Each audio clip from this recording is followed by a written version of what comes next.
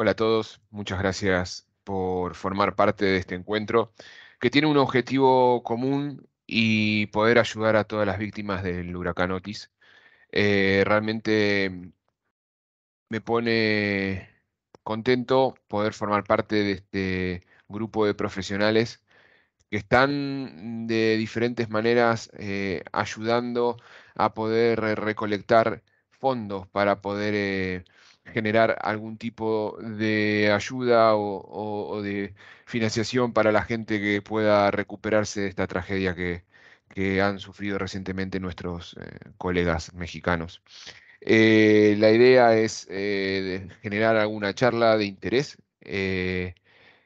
Enfocado a lo que son empresas de control de plagas y tratando de generar algún aporte técnico, pero es más que nada una excusa para poder reunirnos y poder tener un objetivo común de solidaridad que genera un aporte a esta situación tan terrible que se está viviendo. Bien, quienes no me conocen, mi nombre es Hernán Martín Funes.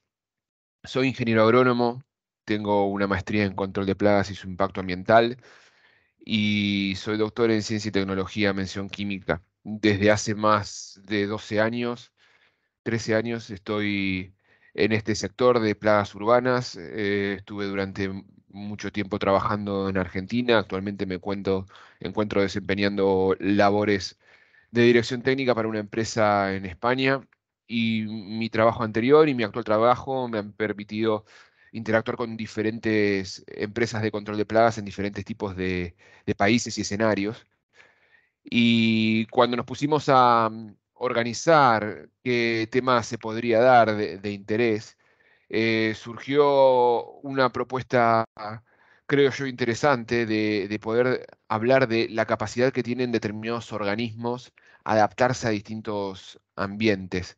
Y hace no mucho hemos realizado un experimento, por decirlo de alguna manera, particular en todo el globo terráqueo, donde, dado el confinamiento, vimos diferentes tipos de comportamientos en diferentes tipos de plagas, ¿no? Pero antes de introducirnos en ese tema, quería hacer una breve introducción y es por ello que quiero hablarles específicamente de un grupo de organismos a lo que denominamos plagas sinantrópicas. Por definición, una plaga sinantrópica es aquella que realiza parte de su ciclo de vida vinculada a actividades que realizan los seres humanos, ya sea su alimentación, ya sea parte de su ciclo vital en cuanto a refugio, a alguna actividad que influya sobre su capacidad reproductiva. Y todas las especies que nosotros denominamos plagas, por supuesto que también tienen un concepto implícito antrópico, si se quiere, porque es una definición humana a la cual llamamos plagas. Y la definición de plaga nace de diferentes sectores, y muchos de esos sectores donde se origina esta definición tienen objetivos comerciales, productivos, mejor dicho. Entonces, el concepto de daño que puede generar este tipo de organismos tienen que ver con pérdidas de rendimiento en peso, en volumen de lo que se busca cosechar u obtener, o pérdida de rendimiento en calidad del producto que se quiere obtener. Ahora, cuando hablamos de plagas urbanas y sinantrópicas, el concepto de daño es un poco más amplio y tiene que ver también con capacidades de transmitir enfermedades, con capacidades de generar un impacto negativo en el medio ambiente, algo no menor, y voy a hacer un poco de hincapié sobre ello, y también sobre alguna percepción de rechazo, que también es un concepto absolutamente eh, diferente en función de la persona que ejerza un reclamo sobre la presencia o no de una determinada plaga. Es por eso que dentro de lo que denominamos plagas sinantrópicas también entra colateralmente, si se quiere, un concepto de especies exóticas invasoras, que acá ya tenemos una definición un poco diferente a lo que es plagas sinantrópicas, porque una especie exótica invasora es un ser vivo, ya sea un animal, un vegetal, un microorganismo que es transportado de manera voluntaria o involuntaria por las personas, por el ser humano, y se introduce en un ambiente donde no está habitualmente y encuentra una serie de condiciones que le permiten el crecimiento en ese entorno y el impacto que genera el introducir esa especie exótica invasora es negativo sobre el medio ambiente nativo que se encuentra en ese lugar. ¿Puede entonces esa especie exótica invasora transformarse en una plaga? Claro que sí. Entonces, son dos ejemplos, las plagas sinantrópicas que habitualmente encontramos y las especies exóticas invasoras, de cómo se van adaptando a diferentes entornos cuando encuentran un entorno específico. Y es una capacidad propia de todo ser vivo, el adaptarse ante adversidades. Cuando eso se logra de manera adecuada y se restringe la presencia, por ejemplo, de enemigos naturales, ese organismo crece en una cantidad de individuos significativa, generando un impacto negativo sobre el entorno natural mayor o más rápido incluso. Yendo a lo que es plagas urbanas y especies sinantrópicas, todas actividades humanas influyen sobre estas tres cosas, estas tres cuestiones, este famoso tríade que siempre está presente cuando hablamos de plagas, ¿no? El alimento, el agua y el refugio. Cuando una plaga va a alimentarse, siendo esta una plaga sinantrópica, muchas veces ocurre que coordina sus actividades de una manera a veces increíble en cuanto a timing para poder acceder a determinados alimentos que están asociados a actividades humanas, como por ejemplo puede ser el horario en que se saca la basura de un local.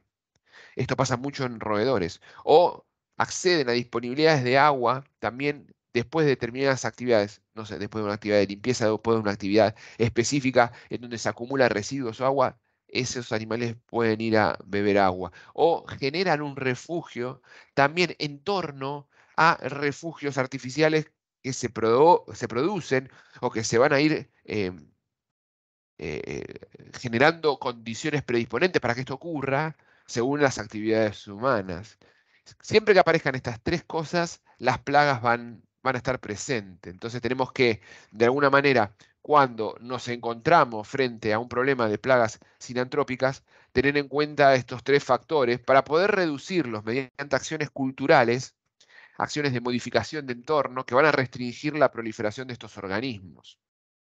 Dentro de las tres especies que frecuentemente encontramos como plagas sinantrópicas o como roedores sinantrópicos, se destacan especies del género Mus, como el ratón doméstico, la laucha, fácilmente de diferenciar de las otras dos especies que frecuentemente vamos a encontrar en entornos urbanos, por su tamaño, sus orejas redondeadas, sus ojos pequeños, y del otro lado de la vereda tenemos a la rata de los tejados, caracterizada por tener una cola un poco más fina y larga. La longitud de la cola es más larga que la sumatoria del cuerpo y la cabeza.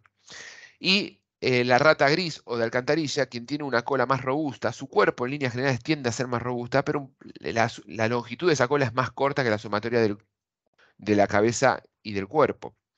Em, los lugares donde se encuentran son diferentes y es importante poder diferenciar, hacer esta diferencia morfológica porque nos va a ayudar después a poder identificar dónde están los nidos, dónde están las madrigueras y eficientizar acciones de control sobre esos lugares.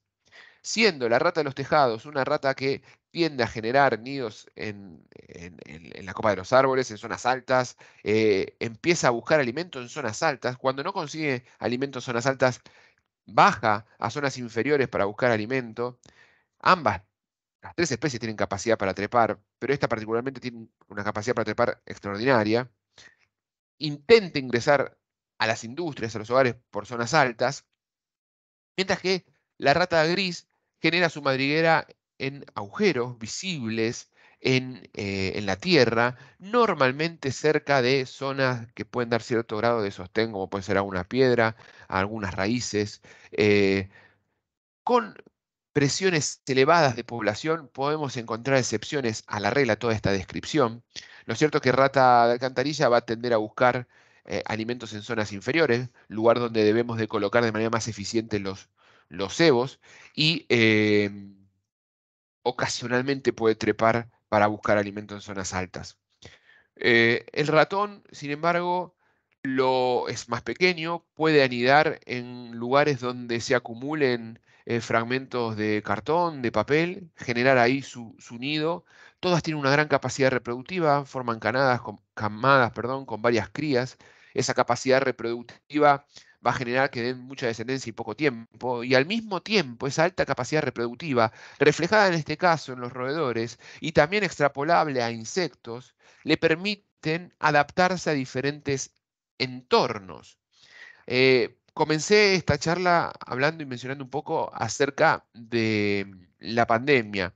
En el 2020 sufrimos un evento global a raíz de la proliferación del COVID y y parte de las estrategias de diferentes países y ciudades para evitar la propagación y las muertes que estaban ocasionando en ese momento esa enfermedad, fue generar un cierre absoluto de comercios, de un confinamiento en las personas, y eso se vio reflejado en diferentes comportamientos de los roedores.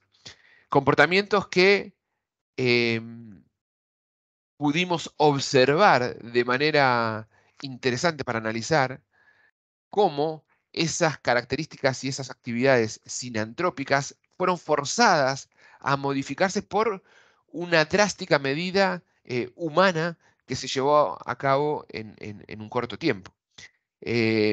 Ahora vamos a ver algunas imágenes de eso. Acá se puede ver a una rata de los tejados trepando. Miren cómo utiliza la cola como punto de apoyo para acceder a alimentos. Una rata de alcantarilla ingresando. Las ratas también tienen una gran capacidad de nado, tienen una gran capacidad de tolerar mucho tiempo, de aguantar mucho tiempo la respiración bajo el agua. Pueden bucear. Eso también hace que puedan atravesar cañerías e incluso salir, por ejemplo, a través de inodoros. Tiene una gran capacidad para trepar. En sus patas poseen almohadillas plantares y junto con sus colas y sus uñas pueden trepar casi que prácticamente superficies lisas. Saltan también. Son roedores, tienen un crecimiento excesivo de sus incisivos y eso los lleva a tener una necesidad de gastarlo en determinados ambientes, con lo cual también vemos no solo un daño por todo lo que contaminan, por el daño directo que hacen al alimentarse, sino también un daño en estructuras al gastar sus incisivos, e incluso eso puede ocasionar problemas en instalaciones eléctricas, como cortocircuitos. Y el ratón también realiza este tipo de actividades, generando también focos de contaminación a través de pelos, fecas y orinas en las tres especies que mencionamos. Son especies que habitualmente van a buscar alimento en donde nosotros generamos residuos. Y les estaba mencionando el confinamiento y esta disposición de residuos y este hábito de los roedores acceder a determinados horarios a esos residuos se vio abruptamente modificado y generamos comportamientos que ya sabemos que lo tienen los roedores vinculado a explorar determinados entornos en ambientes sin oferta de alimento. Y lo que trajo como consecuencia es una intensidad en una intensidad en el intento de ingresar a determinados lugares cerrados que podían o no tener alimento en su interior como comercios, o incluso ante falta de alimentos, se estuvo viendo muchos casos en vía pública de canibalismo entre roedores para suplir ese déficit de alimento. Ejemplo concreto de cómo una modificación del comportamiento humano afecta a una modificación de una población, en este caso de roedores. Pero saliendo un poco de las plagas urbanas sinantrópicas y entrando en las especies exóticas invasoras, quisiera mencionar el caso del conejo europeo en Australia. El conejo europeo en Australia fue introducido, si mal no recuerdo, en 1959, con un objetivo de introducir una especie para la caza. Eh, esta especie se introdujo y en una cantidad baja de cerca de 23 individuos, 23 conejos, y hoy día Australia tiene en relevo más de 10 millones de conejos. Miren la capacidad reproductiva. Thomas Austin, que fue el precursor de esta idea, los introdujo con el fin de cazar para la caza deportiva, como les mencionaba, y se tuvo que implementar estrategias drásticas de manejo, desde, bueno, la caza, que es absolutamente insuficiente porque la capacidad reproductiva es mucho más alta, hasta la generación de una barrera física que prácticamente atravesó toda Australia, de punta a punta, y los conejos forzados a querer explorar otras zonas de Australia que incluso tenían más disponibilidad de alimento y mejores condiciones eh, climáticas para poder sobrevivir, atravesaron esas barreras, ya sea saltándolos, dañándolas y rompiéndolas y pudiendo generar zonas de paso o túneles subterráneos por las cuales las pasaron y hoy día están distribuidos por toda Australia y estos cercos como barrera física, siendo el cerco más grande construido en todo el globo, no fue suficiente para retener a esta especie. Como caso anecdótico, se llegó a utilizar incluso mosquitos y pulgas inoculadas con un virus que afectaba específicamente a los conejos. El virus se llama Myxoma. Se ha liberado y se ha logrado disminuir un porcentaje de la población de conejos mediante la inoculación de este virus, pero no ha sido así suficiente. Y no solo que no mató la cantidad suficiente de conejos para poder erradicar este problema, sino que también generó especies que se fueron, especies de conejos que se adaptaron a ese virus, ¿no? Resistentes a ese virus. Y demás está decir que el impacto de tanta cantidad de conejos es absolutamente negativo para la fauna y flora nativa, porque la fauna va a tener menos disponibilidad de alimento en el caso de la fauna herbívora y los conejos van a alimentarse de muchas especies nativas que no van a poder sobrevivir a esa presión de este animal.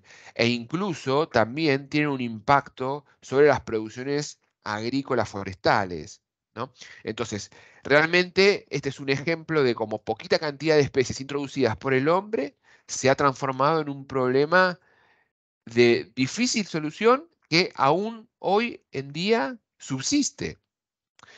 Otro ejemplo, y si se quiere un poco un ejemplo antipático, porque una de las cosas que tienen estas especies exóticas invasoras, muchas de ellas están socialmente aceptadas. Entonces, hablar, entre comillas, mal de algunas especies eh, es complejo porque implica también y afecta comportamientos habituales que tenemos los seres humanos, y a veces especies que a priori son lindas, como pueden ser algunas especies de ciervo que ocasionan daños muy importantes en la fauna y flora nativa, requieren medidas drásticas que grupos ambientalistas y la propia sociedad no está dispuesta a aceptarla. Entonces, tenemos que buscar alternativas que son complejas de encontrar. Y dentro de las especies eh, que pueden generar problemas adaptándose a distintos ambientes, aparecen mascotas como los gatos, y particularmente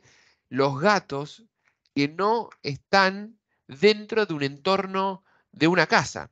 Es muy común que los gatos tengan, entre comillas, una vida libre, además de que es muy común encontrar gatos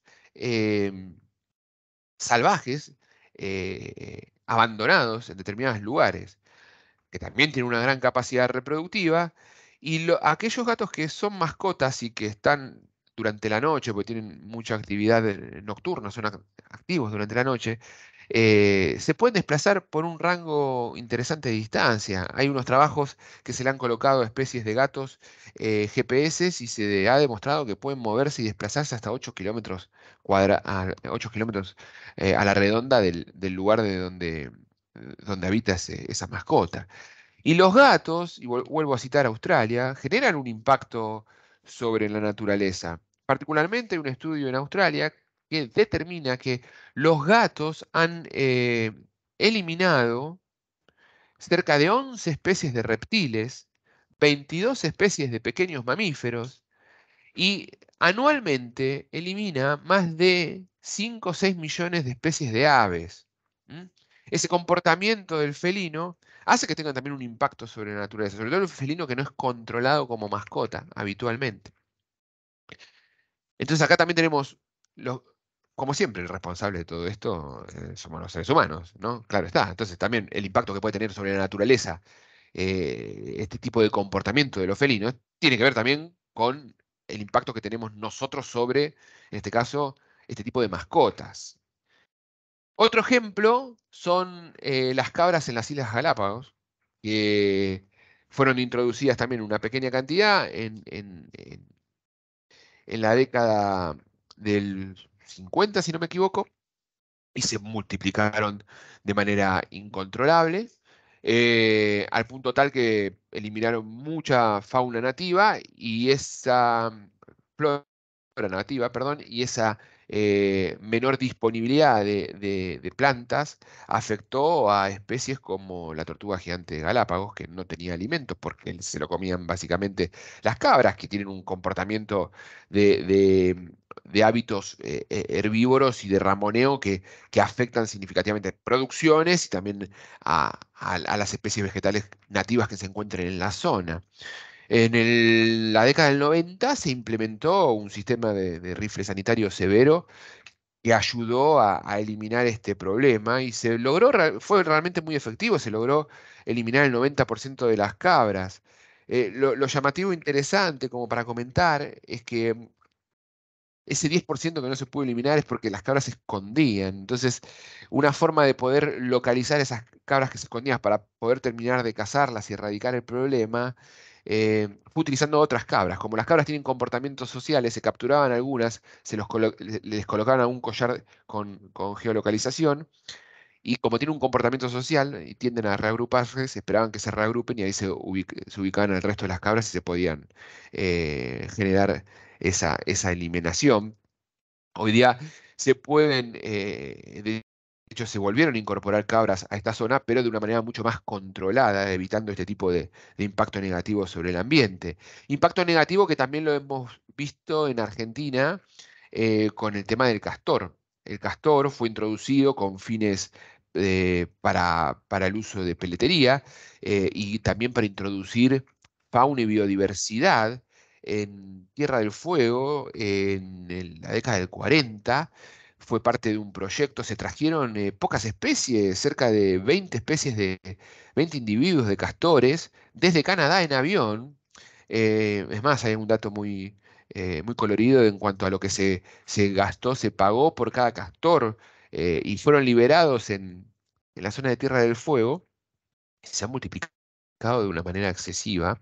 Los castores son roedores, generando un impacto grandísimo sobre especies de árboles muy añosas, de más de 200, 300 años, que no vuelven a crecer, que han generado también zonas inundables, desviación de cauces de río, han afectado especies de peces, han afectado también a otro tipo de flora y fauna nativa.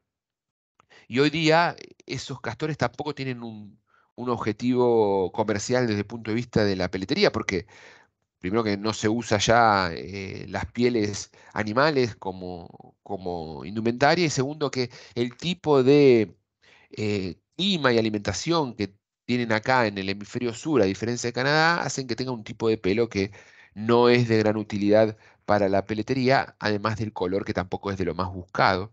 Entonces, se han implementado diferentes estrategias para poder controlarlos, hasta se generaban alguna especie de bonificación por la caza de estos animales, pero también despertó esto algún interés turístico. De hecho, hay zonas de esquí en, en- en esas áreas que se llaman castor, como este animal. Y hasta muchos comercios tienen el logo de un castor, está vinculado turísticamente, si se quiere. Entonces también el control de esto es a una medida un poco antipática y es un problema muy complejo para poder solucionarlo. Un caso interesante también es el caso de los hipopótamos en Colombia. Y para describirlo de modo superficial, eh, ustedes saben que Pablo Escobar tenía una estancia, la Hacienda Nápoles, en Colombia, donde generó un zoológico privado, un zoológico personal, y trajo en ese momento algunos hipopótamos, trajo tres hembras y un macho de hipopótamos. El hipopótamo es uno de los animales que más muerte genera en África. En el único lugar fuera de África que hay hipopótamos de manera natural es en Colombia. Y todo se debe al narcotraficante, porque cuando a Escobar lo matan, esto queda de alguna manera abandonado, después fue transformado en una reserva, en un bioparque o no sé cómo lo han denominado, pero la proliferación de este animal que tenía disponibilidad un montón de alimento y de refugio, esa tríade que estuvimos hablando al principio, fue muy alta. Hoy día hay registro de más de 70 individuos. Y a ver, son hipopótamos, no es lo mismo que cabras o castores. Em, y ni siquiera se pueden implementar algún sistema de esterilización. E incluso la caza y la reubicación es muy compleja. Estas especies, dado su peso y su cantidad de grasa corporal, también es muy difícil generar una captura mediante dardos con algunas sustancias que los duerman, que la dosificación de esas anestesias también pueden generar una muerte, o el mismo animal asustado puede ingresar al agua y morir ahogado. Pero el impacto que está teniendo y que tuvo los hipopótamos en Colombia y en los pueblos de alrededor ha sido negativo. No solo por el peligro que esto genera, se ha registrado incluso en pueblos de hasta 100 kilómetros alrededor presencia de hipopótamos. Hay algunos videos que se pueden ver en donde de noche están los hipopótamos caminando por las calles del pueblo, hasta también han generado un impacto en la compactación del piso en todas estas zonas pantanosas, evitando también y afectando a la flora natural. Estos son ejemplos de cómo los diferentes animales introducidos en diferentes áreas, o cómo diferentes entornos que aparecen abruptamente hacen que las plagas se adapten fácilmente a esa nueva característica.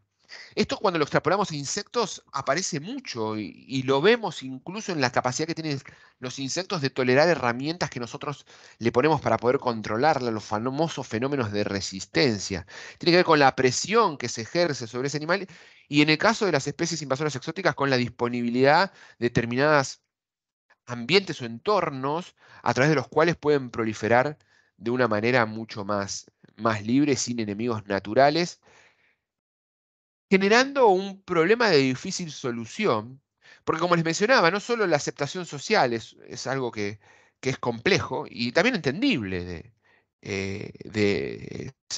Uno, siendo empático, también se comprende la dificultad en poder entender que hay que eliminar un tipo de animal que en otro entorno puede incluso tener algún riesgo de, de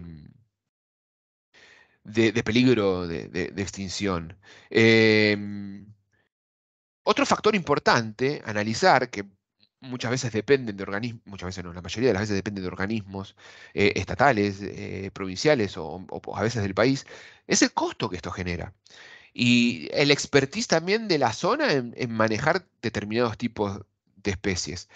Pero que si no lo hacemos de manera rápida, de manera inteligente, se puede el problema transformar en un problema mucho, mucho más grave. Casos de este estilo aparecen mucho. Está el caracol africano también en el norte argentino. Está el caso de la hormiga argentina, yendo ya a insectos, cómo hormiga argentina va desplazando otras especies de hormigas nativas de determinados lugares.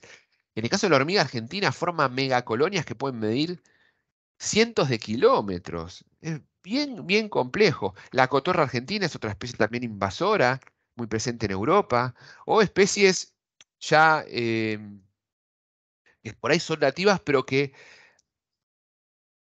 debido a la presión de algunas actividades agrícolas y el desplazamiento de sus zonas naturales, se empiezan a observar en zonas urbanas, como en el caso que ha pasado recientemente aquí en Galicia, de la presencia de jabalíes en determinados pueblos, en determinadas zonas urbanas. Entonces, todo esto requiere una interacción con diferentes organismos especializados en fauna, con especialistas que conozcan en detalle las características biológicas de estos organismos para poder implementar una estrategia adecuada de manejo.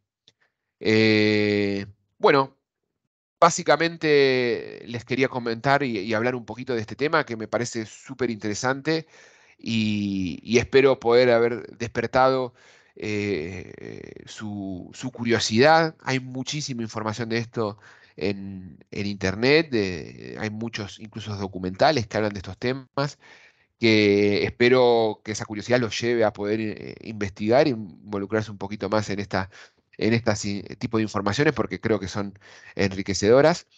Y en realidad es una excusa para poder juntarnos, para poder colaborar. Insisto, el objetivo final de esto es poder generar un encuentro.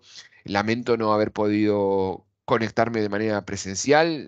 La diferencia horaria y de Europa con México hace que se me complique un poco estar conectado desde temprano, pero bueno, les dejo acá la presentación. Pueden escribirme si tienen alguna consulta. Mi correo electrónico es hernan.funes@pelsis.com o nos pueden seguir también en redes sociales que tenemos mucha información vinculada a plagas. Mi más sentido apoyo a todas las víctimas del huracán y bueno, estamos en contacto y gracias a todos por colaborar.